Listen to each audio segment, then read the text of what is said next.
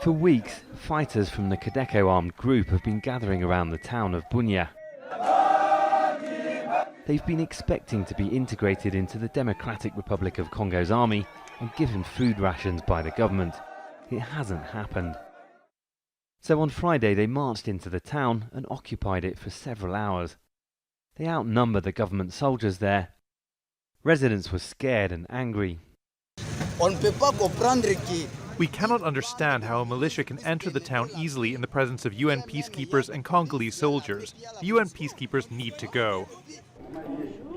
The UN doesn't have much sympathy for the militia's demands and wants them to be held to account for atrocities against civilians.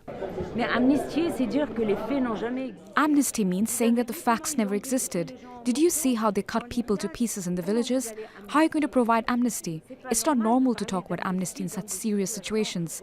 And what about the victims? Do you tell them, too bad?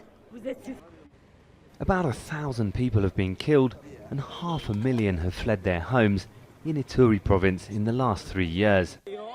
Violence between armed groups is on the rise. Congo's army has been trying to defeat Codeco this year, but it's failed. Expecting of the worst, if the Congolese government is not going to abide by the demand of these guys, because the army is there, but it's doing nothing. MONUSCO, UN force, they are nearby, but also doing nothing. By Friday afternoon, a fragile temporary agreement was reached.